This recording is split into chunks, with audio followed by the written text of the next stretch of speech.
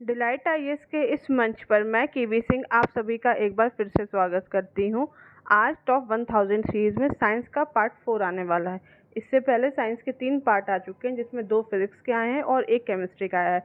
ये वाला जो वीडियो है ये भी केमिस्ट्री से रिलेटेड है, ठीक है। इसके बाद आगे की जो वीडियोज़ आएंगे वो बायोलॉजी से रिलेटेड होंगे। साइंस वैसे भी हमारे जो बीपीएससी का पेपर होता है उसमें काफ़ी इंपॉर्टेंट रोल है, तो इसके जितने भी वीडियोज़ हैं आप ज़रूर देखिएगा, उसको स्किप मत करिएगा, ठीक है। इससे पहले हिस्ट्री, ज्योग्राफी, पॉलिटी यह भी कंप्लीट हो चुका है, वो भी आप हमारे चैनल पे जाके देख सकते हैं, ठीक है। चलिए शुरू करते हैं आज का वीडियो। देखते हैं सबसे पहला क्वेश्चन, मस्टर्ड गैस का उपयोग किया जाता है। मस्टर्ड गैस का उपयोग कहाँ किया जाता है? तो इसका सही ऑप्शन है बी, रासायनिक युद्ध में, ठीक है। सर्वप्रथम मस्टर्ड गैस का प्रयोग प्रथम विश्व युद्ध, फर्स्ट वर्ल्ड वॉर में हुआ था, और इसका जो फॉर्मूला है वो क्या है? C4H8Cl2 क्लोरीन 2S, ठीक है। इसका प्रयोग किया जाता है। यह एक रासायनिक गैस है जिसका नाम है डाइक्लोरो डाइएथिल सल्फाइड। यह एक जहरीली गैस है। यह खुली त्वचा पर फफोले डाल सकती है और शुद्ध मस्टर्ड गैस कमरे के तापमान पर एक रंगहीन और गाढ़ा चिपचिपा पदार्थ होता है, ठीक है। फिर उसके बाद जब ये बढ़ता है तो इससे काफ़ी ज़्यादा नुकसान होता है और हमें यह देखने को मिलती है कि द्रव अवस्था में होती है, ठीक है। और इसे शक्तिशाली रासायनिक हथियार के रूप में प्रयोग किया जा सकता है। इससे त्वचा, आँख व फेफड़े पे अत्यधिक प्रभाव पड़ता है और इसके लक्षण जो होते हैं वह प्रयोग के 1 से 6 घंटे के बाद हमें देखने को मिलते हैं। अब देखते हैं नेक्स्ट क्वेश्चन, निम्नलिखित में से कौन सा रसायन फल पकाने के लिए उपयोग में किया जाता है? तो इसका सही ऑप्शन है ऑप्शन बी, कैल्शियम कार्बाइड। फलों को पकाने के लिए कैल्शियम कार्बाइड का प्रयोग किया जाता है। इसका सूत्र है CaC2, ठीक है। यह एसिटिलीन के एजेंट के रूप में कार्य करता है। फलों को पकाने की प्रक्रिया में कैल्शियम कार्बाइड नमी के साथ अभिक्रिया, मतलब नमी अर्थात जल के साथ अभिक्रिया करके एसिटिलीन गैस बनाता है और फिर इसी तरीके से यह प्रयोग करता है, ठीक है। इसके साथ साथ एथिलीन गैस का भी प्रयोग कच्चे फलों को पकाने में किया जाता है। अब देखते हैं नेक्स्ट क्वेश्चन, वेल्डिंग में प्रयोग होने वाली गैस कौन सी है? तो इसका सही ऑप्शन है ऑप्शन सी, ऑक्सीजन और एसिटिलीन, ठीक है। यह जो इन दोनों का जो मिश्रण होता है वह गैस की वेल्डिंग में प्रयोग होने वाले के लिए सर्वाधिक प्रचलित है, ठीक है। एसिटिलीन को एथीन भी कहते हैं, C2H2। इसका प्रयोग वेल्डिंग में किया जाता है। इसके द्वारा क्लोरोइथेन का निर्माण होता है जो प्लास्टिक निर्माण हेतु कच्चे माल के प्रयोग में भी के रूप में भी प्रयोग होता है, ठीक है। तो एसिटिलीन को एथिलीन भी कहा जाता है। अब देखते हैं नेक्स्ट क्वेश्चन, ग्लूकोज को एथिल अल्कोहल में किस एंजाइम द्वारा बदला जाता है? तो इसका सही ऑप्शन है सी, जाइमेज, ठीक है। जाइमेज एंजाइम ग्लूकोज को एथिल अल्कोहल यानी कि एथेनॉल में परिवर्तित कर देता है और इस जो प्रक्रिया है इस प्रक्रिया को फर्मेंटेशन कहते हैं, ठीक है। तो हम ग्लूकोज में अगर जब हम इस तरीके का जाइमेज का प्रयोग करेंगे तो ये एथिनॉल और कार्बन डाइऑक्साइड, यह दोनों प्रक्रिया बनती है। कार्बन डाइऑक्साइड भी इससे रिलीज होता है, ठीक है। अब देखते हैं नेक्स्ट क्वेश्चन, प्राकृतिक रबर का बहुलक है। इसका सही ऑप्शन क्या है? ऑप्शन बी, आइसोप्रीन, ठीक है। अच्छा, सबसे पहले जानते हैं कि बहुलकीकरण क्या होता है। बहुलकीकरण वह प्रक्रिया है जिसमें एक ही प्रकार के एक से अधिक अणु आपस में जुड़कर कोई अधिक अणु भार वाला अणु बनाते हैं। बहुलीकरण प्रक्रिया में भाग लेने वाले अणुओं को एकलक और उसके उत्पादक को बहुलक कहते हैं। आइसोप्रीन प्राकृतिक रबर का बहुलक है। यह एक रंगीन द्रव्य है जो पेट्रोलियम के भंजक आवरण से प्राप्त होता है, ठीक है। और प्राकृतिक बहुलक में हम देखेंगे तो इसमें क्या होता है, प्रोटीन होते हैं, सेलुलोज होता है, स्टार्च, रबर, यह सब प्राकृतिक बहुलक में आते हैं, ठीक है। इसके अलावा कुछ और जो बहुलक होते हैं वह होते हैं अर्धसंश्लेषित बहुलक, जैसे कि सेलुलोज एसीटेट यानी कि रेयॉन, यह सब अर्धसंश्लेषित बहुलक होते हैं। और संश्लेषित बहुलक में प्लास्टिक, नायलॉन, रबड़, यह सब मानव निर्मित बहुलक इसमें इस प्रक्रिया में आते हैं, ठीक है। अब देखते हैं नेक्स्ट क्वेश्चन, टेफ्लॉन का सामान्य नाम है। टेफ्लॉन का सामान्य नाम है, इसका ऑप्शन है ऑप्शन ए, एक सेकेंड, सॉरी,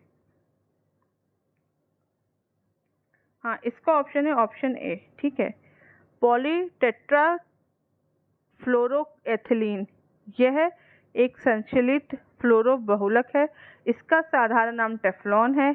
PTEE एक ठोस फ्लोरोकार्बन है। इसका घनत्व 2.2 ग्राम पर सेंटीमीटर क्यूब होता है और इसका जो गलनांक होता है वह 327 डिग्री सेंटीग्रेड होता है। यह अनेक कार्यों में उपयोगी होता है और इसका जो प्रमुख कार्य जो नॉन स्टिक जो बर्तन होते हैं उसमें जो लेयरिंग होती है उसमें इसका प्रयोग किया जाता है। ठीक है, और यह वहाँ के बर्तनों पर ना चिपकने वाली सतह में प्रयोग होता है। यह एक तरीके का फ्लोरोकार्बन है जो वहाँ पर प्रयोग किया जाता है। अब देखते हैं नेक्स्ट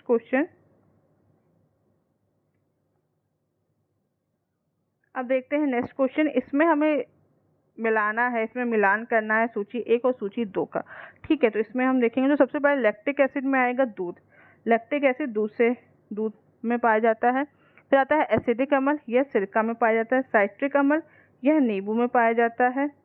और फिर है ब्यूटारिक अम्ल, यह दुर्गंध युक्त मक्खन यानी कि खराब मक्खन में भी पाया जाता है। अब देखते हैं, तो जैसे हमें पता है कि यह जैसे कि दूध में लैक्टिक अम्ल, सिरके में एसिटिक अम्ल पाया जाता है। ठीक है, और नींबू में साइट्रिक अम्ल पाया जाता है। मक्खन में ब्यूटारिक अम्ल पाया जाता है। जो साइट्रिक अम्ल होता है यह शरीर में विटामिन सी की कमी को प्रयोग करता है। नींबू में पाया जाता है जैसे कि हमें पता है, और विटामिन सी की कमी से स्कर्वी रोग हो जाता है। एसिटिक अम्ल जो कि सिरके में पाया जाता है। इसके अलावा हम देखते हैं टार्टेरिक अम्ल होता है जो इमली में पाया जाता है। और इस तरीके से ये जो प्रमुख अम्ल होते हैं।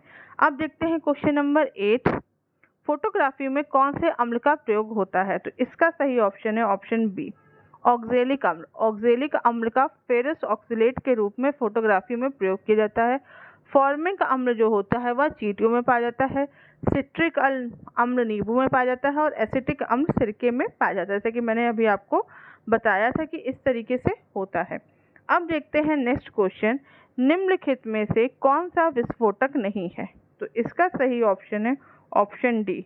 इसके अलावा देखिए जो नाइट्रोक्लोरोफॉर्म है उसका प्रयोग सूक्ष्म जीवरोधी कीटनाशी पदार्थ के रूप में किया जाता है। इसके अलावा जितने भी दिए गए हैं trinitrotoluene, trinitroglycerin, cyclotrimethylene, trinitro RDX, यह सभी विस्फोटक हैं। ठीक है, विस्फोटक क्या होता है? वे पदार्थ जो ताप, घर्षण और प्रहार के फलस्वरूप अपघटित होकर प्रकाश, ध्वनि और अत्यंत तेजी से फैलने वाली गैसों को उत्पन्न करते हैं और तीव्र विस्फोट उत्पन्न करते हैं, यह सब विस्फोटक कहलाते हैं। ठीक है, जैसे मैंने भी आपको बताया TNT, TNG, TNP, डायनामाइट और RDX, यह प्रमुख एक तरीके से प्रमुख विस्फोटक हैं। ठीक है, अब देखते हैं नेक्स्ट क्वेश्चन, डायनामाइट में के निर्माण में प्रयुक्त होने वाला रासायनिक यानी कि केमिकल है कौन सा? तो इसका सही ऑप्शन है सी, ग्लाइसेराइल ट्राइनेट। ग्लाइसेराइल ट्राइनेट को नाइट्रोग्लिसरीन भी कहा जाता है। यह एक भारी रंगहीन तैलीय विस्फोटक तरल पदार्थ है और यह डायनामाइट में प्रयोग होता है। ठीक है, इस डायनामाइट का आविष्कार अल्फ्रेड नोबल ने 1860 में किया था। ठीक है, और यह लकड़ी के बुरादे और में या जो कीजल गुड़ में नाइट्रोग्लिसराइन को अवशोषित करके उससे प्राप्त किया जाता है। उस समय इसका प्रयोग कुएं खोदने, सड़क बनाने, बांध बनाने, सुरंग बनाने और चाट बनाने में, चट्टानें आदि तोड़ने में इसका प्रयोग हमने वहाँ पर हमें डायनामाइट का प्रयोग करने को देखते हैं। अब देखते हैं नेक्स्ट क्वेश्चन, निम्नलिखित में से कौन सा जीवाश्म ईंधन है? तो इसका सही ऑप्शन है ऑप्शन डी, प्राकृतिक गैस। प्राकृतिक गैस एक महत्वपूर्ण जीवाश्म ईंधन है। यह आसानी से जलती है और अधिक मात्रा में ऊष्मा उत्पन्न करती है। इसमें प्रमुख रूप से मीथेन जो कि 95% पाई जाती है और थोड़ी मात्रा में एथेन और प्रोपेन आदि गैसें पाई जाती हैं। प्राकृतिक गैस गैसीय हाइड्रोकार्बन और अन्य गैसों का मिश्रण होती है जो प्रायः पेट्रोलियम के साथ साथ तेल कूपों से भी निकलती है। पृथ्वी पर कुछ क्षेत्रों में प्राकृतिक गैस प्राकृतिक दरारों से भी निकलती है। प्राकृतिक गैस में मीथेन, एथेन, प्रोपेन, ब्यूटेन होता है और इसके साथ साथ कहीं कहीं पे अन्य गैसों में नाइट्रोजन, कार्बन डाइऑक्साइड और हाइड्रोजन सल्फाइड भी होती है। कुछ क्षेत्रों में हमें प्राकृतिक गैसों में हीलियम भी देखने को मिलती है और ज़्यादातर मात्रा में हमें ये मतलब मीथेन की ही प्रतिशतता देखने को मिलती है यहाँ पर हमें। ठीक है, अब देखते हैं नेक्स्ट क्वेश्चन। इसमें हमें मिलान करना है। इसमें हमें ईंधन गैसें दी गई हैं और उसके प्रमुख घटक दिए गए हैं, इनको मिलाना है।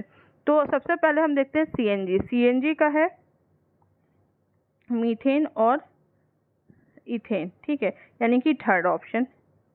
एलपीजी का है ब्यूटेन और प्रोपेन, यानी कि 2 ऑप्शन। कोल गैस का है हाइड्रोजन, मीथेन, कार्बन डाई और कार्बन मोनोऑक्साइड, यानी कि 4th।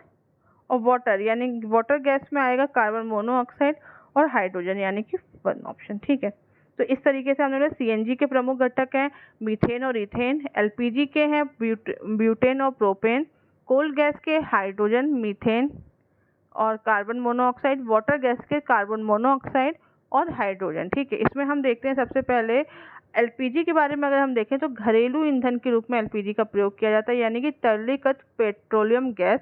यह हाइड्रोकार्बन गैसों का एक ज्वलनशील मिश्रण है। इसमें जैसे मैंने अभी आपको बताया प्रोपेन और ब्यूटेन पाया जाता है और एलपीजी के रिसाव के लिए इसमें कुछ गंधयुक्त पदार्थ जैसे कि मर कैप्टन मिलाया जाता है। जैसे जब हम देखते हैं कभी कभी गैस लीक होने लगती है तो हमें इसीलिए हमें उसकी स्मेल आ जाती है। ठीक है, तो यहाँ पर यह इसके प्रमुख घटकों में से एक है। ठीक है, अब देखते हैं हम नेक्स्ट क्वेश्चन, क्वेश्चन नंबर 13।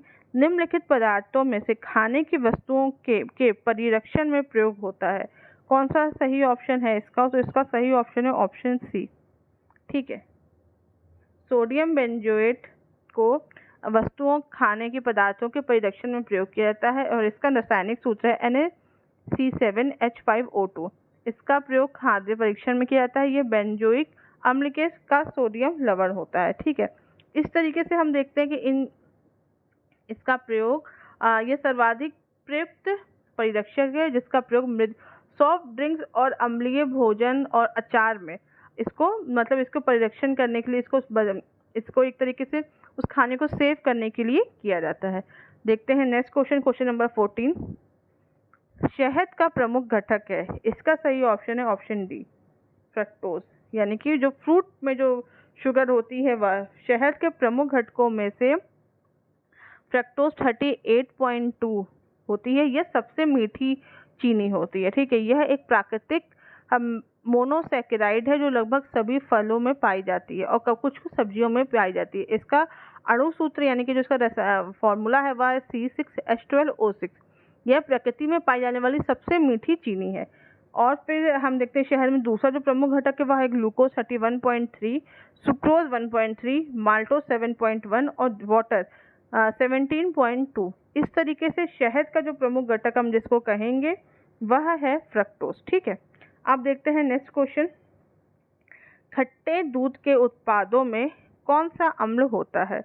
तो इसका सही ऑप्शन है डी, लैक्टिक अम्ल। ताजे दूध को वायु में खुला रखने से यह अनेक रोगों और अविकारी सूक्ष्म जीवों से प्रदूषित हो जाता है और जो ये जीवाणु होते हैं ये लैक्टोज को लैक्टिक अम्ल में परिवर्तित कर देते हैं जो दूध के खट्टा होने का कारण है। ठीक है, तो हम देखते हैं कि दूध खराब हो जाता है या दूध में से स्मेल आने लगती है, वह इसी का एक प्रमुख कारण है, उसकी वजह से ही यह होता है। अब देखते हैं नेक्स्ट क्वेश्चन। साबुन ग्रीस को हटाता है, मतलब साबुन कैसे हटाता है? तो इसका सही ऑप्शन है ऑप्शन सी, पाइसीकरण द्वारा। ठीक है, पाइसीकरण सामान्यतः ध्रुवीय समूह युक्त लंबी श्रृंखला वाले यौगिक हैं जो साबुन